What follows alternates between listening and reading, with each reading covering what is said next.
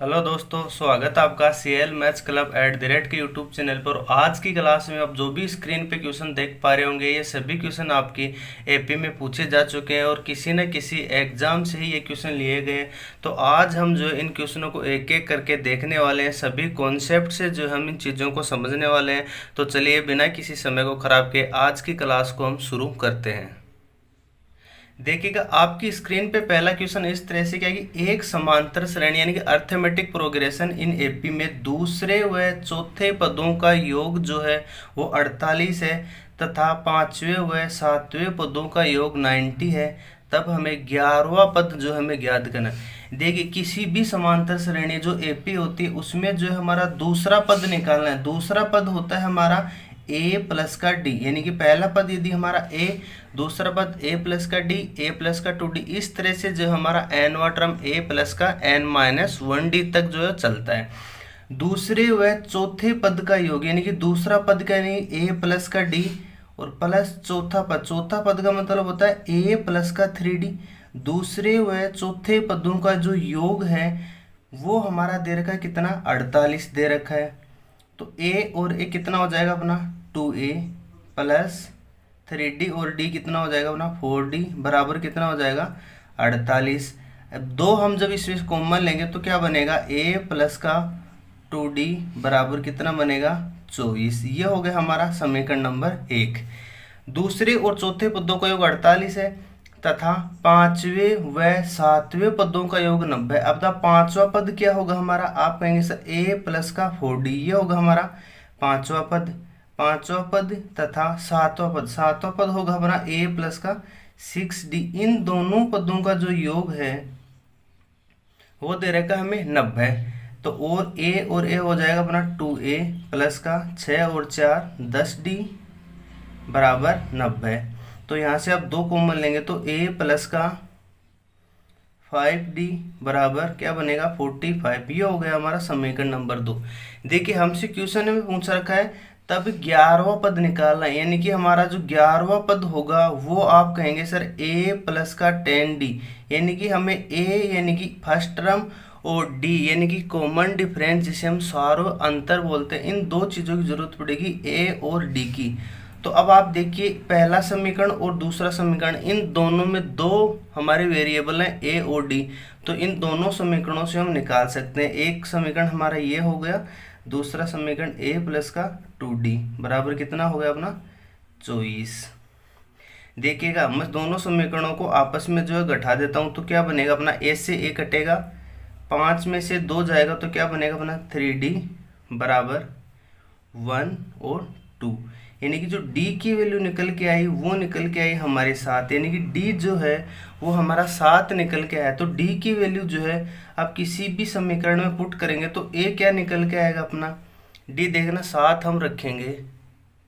देखिएगा d बराबर हम 7 रखेंगे तो a प्लस का 14d और 14 24 में से जब 14 जाएगा तो a बराबर हमारा क्या बनेगा 10, यानी कि हमारा फर्स्ट टर्म जो है वो 10 निकल के आ गया और जो सारो अंतर है यानी कि कॉमन डिफरेंस वो हमारा 7 निकल के आ गया।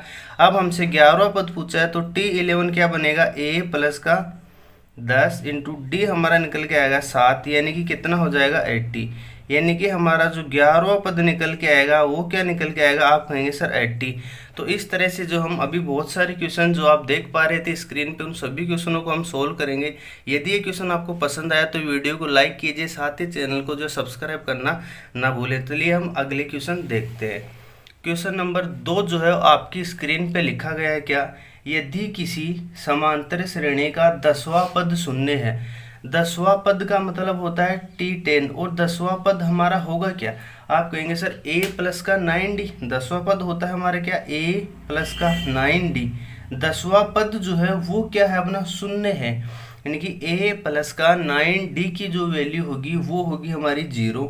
तो 17वां पद तथा 27वां पद का हमें अनुपात निकालना है और हमें जो ज्ञात करना है वो करना है t17 और इसका अनुपात लेना है t27, यानी 17वां व 27वें पदों का हमें अनुपात ज्ञात करना है।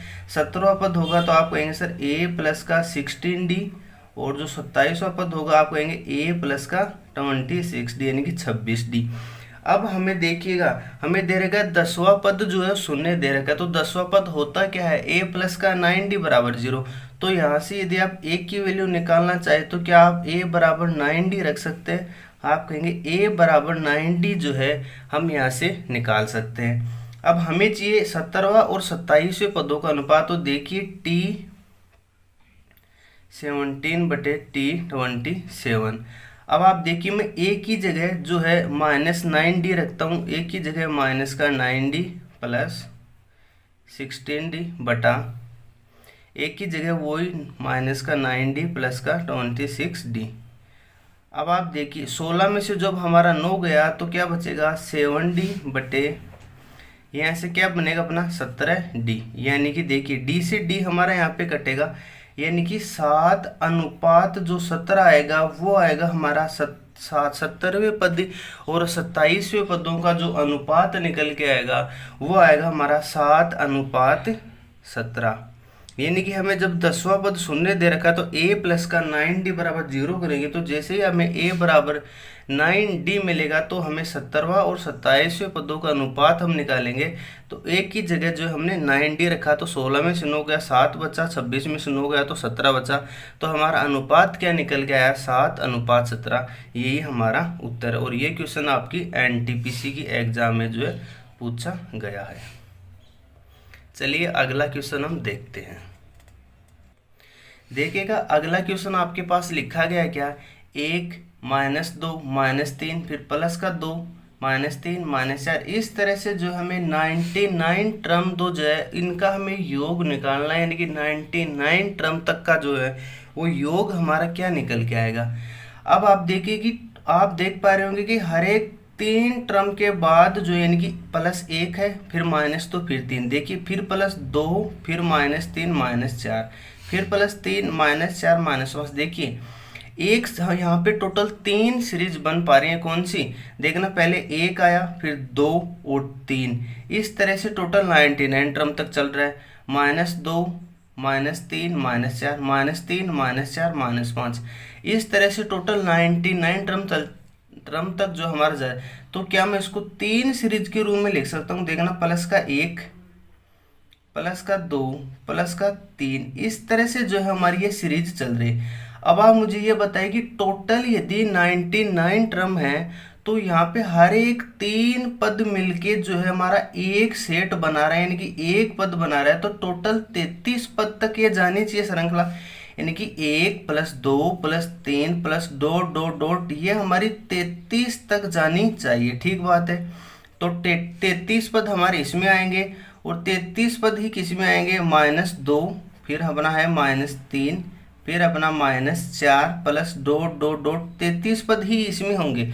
देखिए इसमें पहला टर्म 1 था, इसमें पहला टर्म -2 है, यानी कि पहला टर्म -2 यानी कि 1 आगे चल रहा है, यानी कि इसका जो अंतिम पद होगा वो क्या होगा, तो आप कहेंगे सर -34 तक ये जाएगा, क्योंकि यहाँ पे देखना -2 से सीरीज की शुरुआत हो रही है, यानी कि एक पद ज़्यादा चल रहा है, यानी कि पहला पद -2 दूसरा 3 तीसरा चौथा, यानी कि 33वां जो पद होगा वो -34 यानी कि 34 हमारा होगा।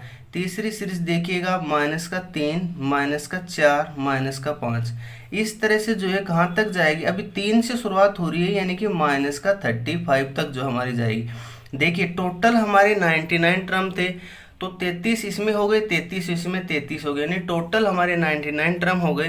तो इनका हमें योग निकालना है, तो आप दो काम कर सकते हैं, या तो आप देखिए 1 2 3 33 तक इन तीनों सीरीजों का जो है वो अलग अलग निकालें और इन सभी का आप जोड़ दें तो हमारे पास टोटल योग निकल के आएगा।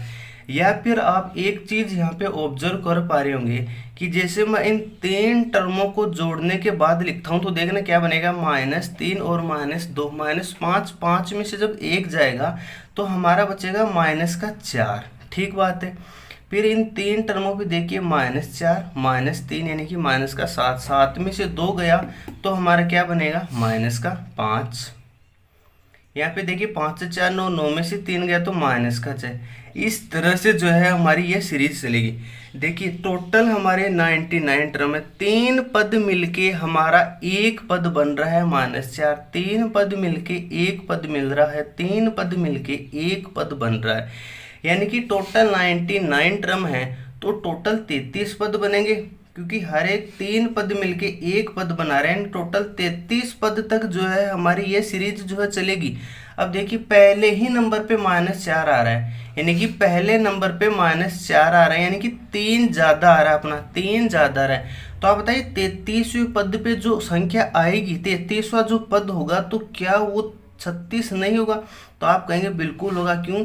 क्योंकि पहला पद जो है वो 1 न होकर -4 है, यानी कि 3 संख्या में जो 3 नंबर में जो है वो ज़्यादा चल रहा है, यानी कि 33वां जो पद होगा वो हमारा -36 होगा।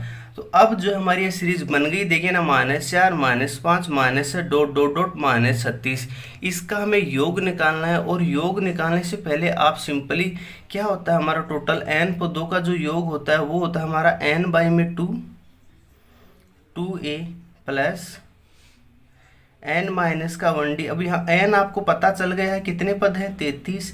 एक प्रथम पद -4 पता चल गया। डी सारो अंतर होता है, वो सारो अंतर क्या होता है हमारा दूसरा टर्म और माइनस पहला टर्म। तो कितना बनेगा हमारा यहाँ पे सारो अंतर, आप कहेंगे -1। तो इन तीनों की वैल्यू आप यहाँ रखिए और टोटल S13 33 पदों का योग जो है वो ज्ञात कीजिए। या फिर मैंने आपको एक चीज़ सिखाई थी पिछले वीडियो में, जो यदि आपने नहीं देखा तो उस वीडियो को आप अवश्य देखिए। उसमें सभी प्रकार के बेसिक जो मैंने कंप्लीट करवाए हैं, उसकी लिंक आपको डिस्क्रिप्शन में मिलेगी। देखिएगा पहला पद हमारा ये है -4 -5 -6, इस तरह से यह सीरीज चल रही है। यानी कि हम एक काम करते हैं, हम इसका एवरेज निकाल देते हैं। तो एवरेज क्या होता है, प्रथम पद प्लस यानी कि अंतिम पद, प्रथम पद प्लस अंतिम पद बटे में 2। यदि हम इस माइनस को बाहर भी ले लेते हैं तो 36 + 4 40/2 हमारा बन गया। ये बन गया हमारा क्या, औसत। और मैंने आपको एक चीज़ बताई थी कि यदि हम औसत को किसी नंबर से, यानी कि कुल कितने पद हैं उससे यदि हम मल्टीप्लाई कर देते हैं तो वो क्या निकल जाता है, टोटल हमारा सम निकल के आ जाता है, टोटल योग निकल के आ जाता है। तो आप देखेंगे 20, तो 20 को जब हम 33 से मल्टीप्लाई कर रहे होंगे, माइनस सिंबल हमारा मौजूद है, तो 6 और 0 यानी कि -660 जो है वो हमारा निकल के आएगा। अब देखिए यदि इसी सीरीज के अंदर वो टोटल 100 पद हमसे पूछता है, यानी कि टोटल 100 टर्म है, तो आप देख पा रहे होंगे यदि वो टोटल 100 पद पूछता तो आप देखें कि टोटल हमारे 33 तक, यानी कि 99 तक का काम हम यहाँ पे ख़त्म कर देते हैं। अब एक पद हमारा और आता, तो एक पद कौन सा आता है, यहाँ 33 तक था, तो वो 34 नंबर जो है वो 34वां पद एक हमारा और आता जो कि 100वां पद होता। तो हम इसमें 34 और जोड़ देते।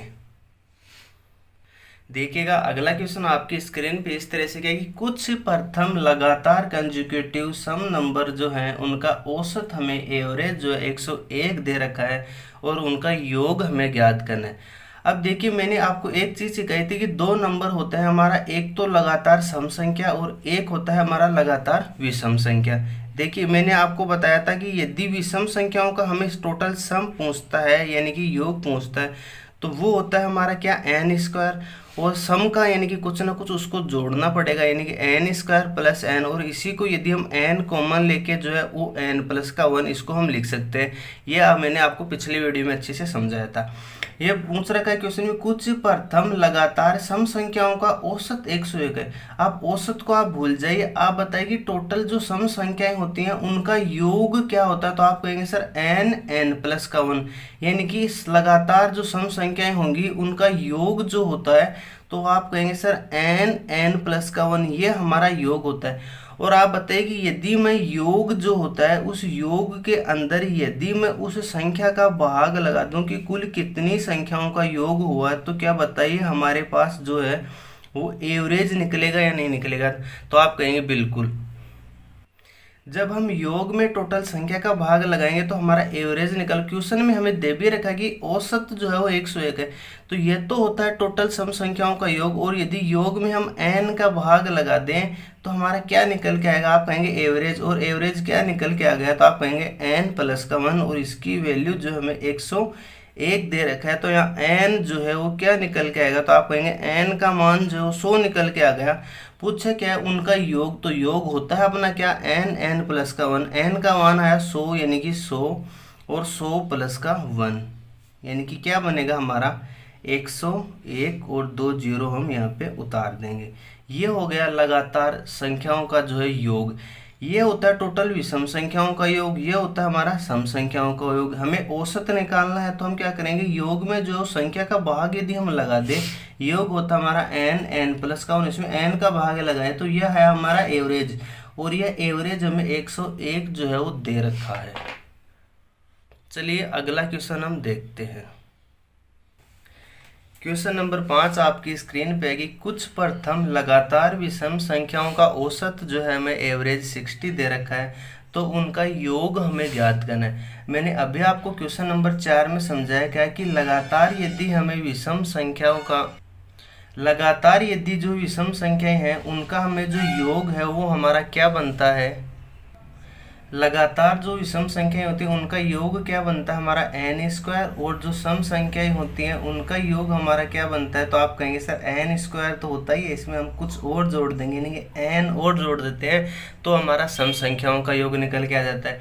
विषम संख्याओं का योग जो है वो n², तो और मैंने अभी आपको बताया था क्या कि यदि हम योग यानी कि n² में जो है यदि हम n का भाग लगा दें तो वही तो हमारा एवरेज निकल के आता है। तो एवरेज क्या निकल जाएगा, तो आप कहेंगे n, एवरेज हमारा n निकल गया, और इस n का मान ही तो हमें 60 दे रखा है, यानी कि n का मान जो है वो हमें 60 दे रखा है। तो अब हमसे क्वेश्चन में पूछा है तो उनका योग क्या होगा, तो योग अभी आपने देखा योग होता है हमारा n², तो n² का मतलब 60 का स्क्वायर, यानी कि कितना बन जाएगा हमारा योग 3600 जो है हमारा योग निकल के आएगा। देखिएगा यहाँ आपसे क्वेश्चन में पूछ रहे कि बताइए 1 से 50 तक की यदि विषम संख्याएं हैं तो उनका औसत क्या होगा।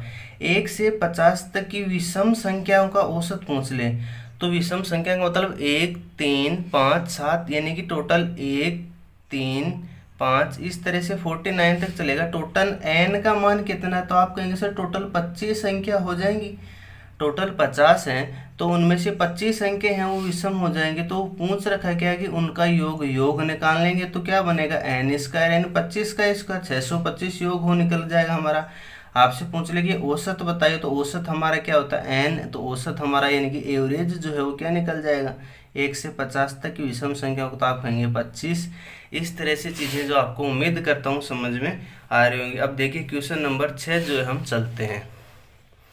क्वेश्चन नंबर 6 जो है वो आपकी स्क्रीन पे है कि यदि एक अर्थमेटिक प्रोग्रेशन यानी कि समांतर श्रेणी का 10वां पद 5वें पद से 35 अधिक है, 5वें पद जो है उसे 35 अधिक है, तथा 10वें तथा 5वें पद का योग जो है वो हमें 101 दे रखा है, तो बताइए 7वां पद क्या होगा। देखिएगा बड़े ध्यान से, एक समांतर श्रेणी का 10वां पद क्या होता है, तो आप कहेंगे सर a प्लस का 90, 10वां पद हो गया a प्लस का 90। 10वां पद जो है वो क्या दे रखा है 5वें पद से 35 अधिक है, तो 5वां पद होता क्या है, आप कहेंगे सर a प्लस का 4d, यह होता हमारा 5वां पद।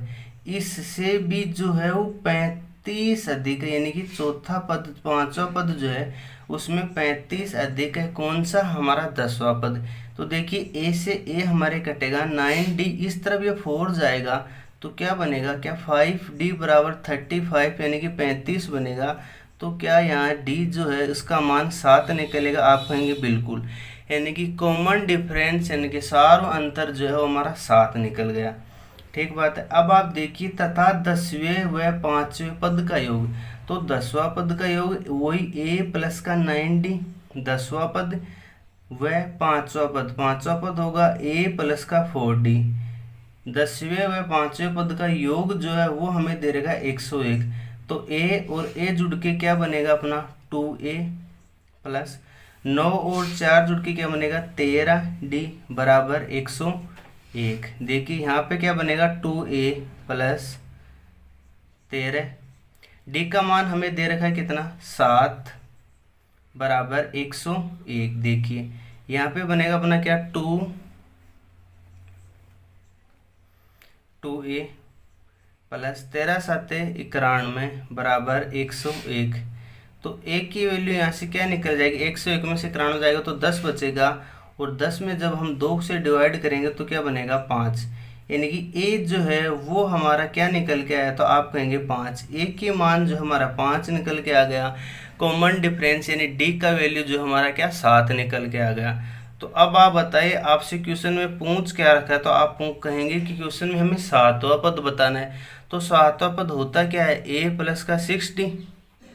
क्यों, क्योंकि किसी भी समांतर श्रेणी का जो nवां पद होता है वो हमारा a प्लस का n माइनस का 1d, ये होता है हमारा किसी भी समांतर श्रेणी का nवां पद। और जब टोटल पद n है तो यही हमारा जो है वो क्या बनता है, लास्ट पद, यानी अंतिम पद जो है वो हमारा बन जाता है। तो सातवां पद हमसे पूछ रखा गया, सातवां पद हमें ज्ञात करना है। तो सातवां पद क्या होगा, a प्लस का 6d। एक की वैल्यू आई हमारे पास 5 6, और d की वैल्यू आई हमारे पास 7 6 42, और 42 में जब हम 5 जोड़ेंगे तो क्या बनेगा 47, क्या बन जाएगा 47। यानी कि हमारा जो सातवां पद होगा इस एपी का, यानी अर्थमेटिक प्रोग्रेशन का, वो होगा हमारा 47। चाहे तो आप इसका स्क्रीनशॉट जो है लेते रहिए, अन्यथा आपको वीडियो के आखिर में सभी क्वेश्चनों की फ़ोटो स्क्रीनशॉट सहित आपको मिल जाएगी। चलिए अब हम अगला क्वेश्चन देखते हैं। क्वेश्चन नंबर 7 जो है वो आपकी स्क्रीन पे लिखा गया क्या, कि किसी एपी के पहले 7 पदों का योग पहले 11 पदों के योग के बराबर है, तब प्रथम 18 पदों का योग हमें ज्ञात करना है। देखिएगा, इस तरह से हमारी कोई एपी जो है वो चल रही है, ठीक बात है। क्वेश्चन में दे रखा है किसी एपी के 7 पदों का योग, तो आप बताइए टोटल एस एन पदों का योग क्या होता है। तो आप कहेंगे n बाई में 2a प्लस n माइनस का 1d, ये होता है हमारा क्या टोटल n पदों का योग। किसी एपी के पहले 7 पदों का योग हमें दे रखा है, वो पहले 11 पदों के बराबर है, यानी s जो 7 है वो हमारा s11, ये हमें क्वेश्चन में जो है वो दे रखा है। यानी कि पहले 7 पदों का योग पहले 11 पदों के बराबर है। तो हम दोनों का मान निकालते थे कि 7 का हम मान निकाल लेंगे तो क्या बनेगा 7 बटे में 2 2a प्लस n की जगह 7 रखेंगे तो 6d। इन 7 पदों का योग हमें 11 पदों के योग के बराबर दे रखा है, तो n बाई 2 11 बटे 2 2a प्लस n माइनस का 1 यानी कि 10d, ये हमें दे रखा। अब आप देखिए दोनों तरफ 2 से 2 हमारा कटेगा, 7 दूनी 14a प्लस 7 6 42d बराबर 22a प्लस 110d, ये हमारा बन गया। क्वेश्चन में पूछ रखा है हमें तब प्रथम 18 पदों का योग, यानी कि हमें जो निकालना है वो S18 निकालना है। तो प्रथम 18 पदों का योग जो है क्या बनेगा, आप कहेंगे n बाई में 2 यानी कि 18 बटे में 2 2a प्लस n माइनस का 1d, n यानी कि 18 में से 1 जाएगा तो क्या बनेगा 17d, ये हमें निकालना है। यानी कि हमें मान चाहिए क्या 9 2a प्लस का 17d, ये इसका मान जो है हमें चाहिए।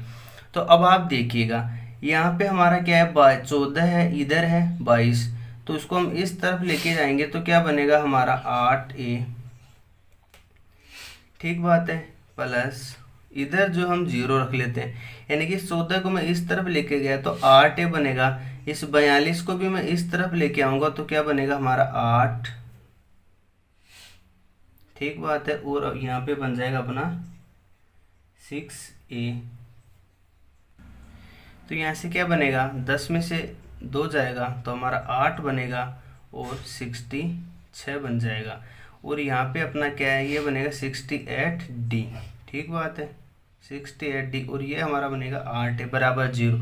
अब आप देखिए यदि मैं इसमें से 4 कॉमन लेता हूँ तो क्या बनेगा 2a प्लस का 17d बराबर 0, यानी कि अब जो है वो हमारा 2a प्लस का 17d जो निकल के आएगा वो निकल के आएगा 0, और ये 0 जो हम जैसे यहाँ पुट करेंगे तो S18 पद जो होगा उस 18 पदों का योग जो 0 है। अब आप देखिए ये 0 कैसे बन पाए। देखिए ये तो हमारा होगा ट्रेडिशनल मेथड, जो कि आपके एग्जाम पॉइंट ऑफ व्यू से ठीक नहीं रहेगा। देखिए किसी एपी के पहले 7 पदों का योग, यानी कि यदि इस एपी के पहले जो टोटल 7 पद हैं, इनका योग जो है पहले टोटल जो 11 पद आ रहे हैं यहाँ तक, पहले 11 पदों के योग के बराबर हो गया। ऐसा क्यों हुआ? क्योंकि पहले 7 पदों का योग इन पहले 11 पदों के बराबर हो गया। इसका मतलब है कि यहाँ से 8वां 9वां 10वां 11 ये जो पद आए, इनका मान तो 0 होना ही पड़ेगा। क्यों? तभी तो जो है पहले 7 पदों का योग जो है, इन 7 पदों का योग यहाँ से लेके यहाँ 11 पदों के बराबर कब होगा? जब यह टर्म 0 बन जाएगा, तो 8वां 9वां 10वां और 11वां ये पद जो है हमारे क्या बन जाएंगे? 0 बन जाएंगे। तो 8वां पद हमारा क्या बनेगा? 8वां पद कहेंगे सर a प्लस का 7d, यानी कि a प्लस का 7d। 9वां पद बनेगा a प्लस का 8d। 10वां पद बनेगा a प्लस का 9d और 11वां पद बनेगा a प्लस का 10d। तो यहाँ से आप देखेंगे तो वही, जब आप 4 कॉमन लेंगे तो 2a प्लस का 17d, यानी कि 2a प्लस का 17d जो है वो फिर से जो है अपना यहाँ से 0 निकल के आएगा, क्योंकि ये हमारा 0 के बराबर होगा। क्योंकि किसी भी एपी के यदि पहले 7 पदों का योग इन पहले ही 11 पदों के बराबर है, यानी कि ये 7 7 के बराबर हो गए, यानी कि 8वां 9वां 10वां 11वां इनको प्लस माने से किसी भी तरह से इनको 0 होना पड़ेगा, तभी तो पहले 7 पदों का योग पहले 11 पदों के योग के बराबर होगा। उम्मीद करता हूँ चीज़ें आपको पसंद आ रही होंगी। चलिए अब हम अगला क्वेश्चन जो है वो देखते हैं। क्वेश्चन नंबर 8 जो है वो आपकी स्क्रीन पे लिखा गया है क्या कि T1 T5 T10 T15 T20 और T24 इसका जो हमें योग दे रखा है वो 225 है। तो समांतर श्रेणी के 24 पदों का योग निकाले। हमें जो निकालना है वो निकालना है S14। 24 पदों का योग होता है n बाई में 2, यानी कि 24 बाई में 2। 2a प्लस का n माइनस का 1 24 माइनस 1 यानी कि 23d ये हमें निकालना है, यानी कि 12 और 2a प्लस 23d यानी कि 23d इसका मान हमें निकालना है। हमें क्वेश्चन में दे रखा है कि पहले 5वें 10वें 15वें 20वें 24वें पदों का योग जो है वो 225। तो पहला पद होता है क्या? तो आप कहेंगे सर a। अच्छा, 5वां पद क्या होता है? आप कहेंगे a प्लस का 4d। 10वां पद क्या होता है? a प्लस का 9d। 15वां पद होता है अपना a प्लस का 14d। 20वां पद होता है a प्लस का 19d और a प्लस का 24वां पद होता है अपना a प्लस का 23d। इन सभी का योग ही तो हमें 225 क्वेश्चन में दे रखा है। तो इन सभी को आप जोड़िएगा, देखना पहला 5वां 10वां 15 20 और 24 इन सभी पदों का योग जो हमें 225 हमें दे रखा है। तो a कितनी बार आएगा? आप कहेंगे सर 1 2 3 4 5 6 यानी कि क्या आएगा अपना 6a प्लस। देखिए यहाँ से आप जोड़ेंगे तो क्या बनेगा? 4 9 और 4 कितने हो गए? 13 13 और 14 27 27 में आप 20 जोड़िए 37 47 में से 1 कम कीजिए 46 46 और 23 की हो गया गुणनतर, यानी कि 69d ये जो हमारा 225 बनेगा। अब आप देखिएगा 6a प्लस का 69d बराबर 225 ये किससे कटेगा? आप कहेंगे सर ये जो है 3 से कटेगा। जी बिल्कुल, ये 3 से कटेगा तो क्या बन जाएगा? 2a। 3 से कटेगा तो 2 बार 3 बार 2a प्लस का 23d 7 21 और 3 पंजे 15 यानी कि 2a प्लस 23d जो है वो हमारा 75 निकल के आ गया। और क्वेश्चन में हमें यही तो चाहिए, 2a प्लस का 23d यही तो आ गया 2a प्लस 23d यानी कि क्या बन जाएगा? तो पहले 24 पदों का योग 12 इंटू 2a प्लस 23d जो है हमारा 75 निकल के हमारा आ गया। तो क्या बनेगा? 12 पंजे 60 6 12 संते 84 और 84 में हम 6 जोड़ेंगे तो क्या बनेगा? 90 यानी कि टोटल जो है वो हमारा 900 निकल के आएगा। इस तरह से जो भी आपके एग्जाम में क्वेश्चन जो है पूछे जाते हैं। उम्मीद करता हूँ वीडियो आपको पसंद आ रहा है, तो वीडियो के आप बने रहिए। अभी हम एक और क्वेश्चन देखने वाले हैं, उसके बाद हम जो है अगले वीडियो में जो है वो गुणोत्तर श्रेणी पढ़ेंगे, वो भी बहुत ही अच्छी क्लास होने वाली है। देखिए क्वेश्चन नंबर 9 जो है वो आपकी स्क्रीन पे आपको दिख रहा है क्या कि किसी भी अर्थमेटिक प्रोग्रेशन यानी कि इन एपी में जो दूसरा और 9वें पदों का योग जो है उसी श्रेणी के पांचवें व किस पद के योग के बराबर होगा। देखिए आपको जैसा क्वेश्चन में बोल रहा है वैसे जो है आपको ऑपरेशन करते जाना है। देखिए क्वेश्चन में पूछ रहा है कि इन ए दूसरा और जो नौवां पद है उसका योग। तो दूसरा पद होता क्या है, तो आप कहेंगे सर ए प्लस का डी, दूसरा पद प्लस नौवें पदों का योग। तो नौवां पद क्या होगा, ए प्लस का 8d, ये होगा हमारा नौवां पद। इन पदों का योग जो है उसी श्रेणी के, यानी कि जो एपी है वो हमारी समान है, उसी श्रेणी के पांचवें पद। तो पांचवा पद कौन सा होगा, ए प्लस का 4d, यानी कि पांचवें पद प्लस किस पद के योग के बराबर होगा। यानी कि हम देखेंगे यहाँ पे a और a जो है वो हमारा 2a बन जा रहा है और 8 और 1 जो है 9d बन जा रहा है। जबकि इस तरफ आप देखेंगे तो a प्लस का 4d बन जा रहा है और यहाँ पे वो टर्म आएगा। अब आप देखिए कि दोनों तरफ 2a प्लस का 9d, तो इधर भी तो हमारा 2a प्लस 9d होना चाहिए, तभी तो उन दोनों का योग बराबर बनेगा। अच्छा जी, इस तरफ यहाँ पे जो है वो 2a प्लस का 9d होना चाहिए, 2a प्लस का 9d होना चाहिए। तो आप कहेंगे सर एक a तो है ही, तो आप कहेंगे एक a को और जोड़ दीजिएगा, प्लस यहाँ पे 4d तो है ही, हमें 5d और जोड़ दीजिएगा। तो अब आप देखेंगे 2a प्लस का 9d इनका योग भी जो है वो इसके बराबर बन गया। अब और a प्लस का 5d, क्या मैं इसको t6 नहीं लिख सकता? क्या ये उस एपी का अर्थमेटिक प्रोग्रेशन का क्या यह छठवां पद नहीं बनेगा? आप कहेंगे बिल्कुल। यानी कि किसी भी श्रेणी के दूसरे पद का योग, यानी कि t2 प्लस उसी श्रेणी के नौवें पदों का योग उसी समांतर श्रेणी के पांचवें प्लस किस पद के योग के बराबर होगा।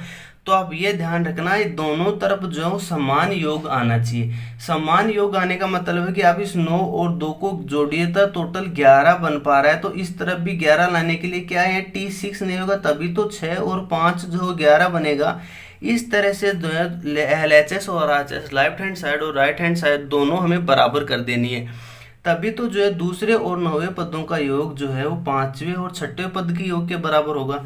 ठीक बात है। अभी देखिए मैं आपको क्वेश्चन भी समझा देता हूँ। देखिए यदि आपके पास यही सीरीज जैसे इस तरह से लिखी गई हो, क्या कि t13 यानी किसी समांतर श्रेणी के तीसरे और बताइए सातवें पदों का जो योग होगा हमारा, वो बताइए हमारे t16 वह किस पद के योग के बराबर होगा। तो आप कहेंगे सर t3 को क्या लिखेंगे, a प्लस का 2d, इसको लिखेंगे a प्लस का 6d। क्या बनेगा हमारा 2a प्लस का 2d यहाँ से आ रहा था और 6d यहाँ से आ रहा था, तो 6 2 हमारा 8d बन रहा था। इधर क्या बनेगा, a प्लस का 5d तो यहाँ पे बन ही जाएगा। तो एक और जोड़ देंगे, 8 लाने के लिए हमें 3d जोड़ना पड़ेगा, यानी कि क्या बनेगा हमारे t4 जोड़ना पड़ेगा। वैसे भी आप देखेंगे तो 3 और हमारा 7 जो है वो क्या बन पा रहा है, 10 बन पा रहा है, और 6 और प्लस का 4, यानी कि दोनों तरफ जो योग है वो हमारा समान आ जाए। तो हम बोल सकते हैं क्या कि यह जो है हमारी एक एपी होगी और इस एपी में जो है तीसरे और सातवें पद का योग छठवें और चौथे पद के योग के बराबर होगा। उम्मीद करता हूँ आज की चीज़ें जो है आपको समझ में आई होंगी। अब जो आप सभी क्वेश्चनों का जो स्क्रीनशॉट जो है ले सकते हैं। क्वेश्चन नंबर 9, और इन सभी क्वेश्चनों को जो है आप अपने नोट्सों में भी जो अवश्य शामिल कीजिए। बहुत ही बेहतरीन क्वेश्चन जो है वो आज की क्लास में हमने किया है। ये हमारा क्वेश्चन नंबर 2 देखिएगा, क्वेश्चन नंबर 3, 4,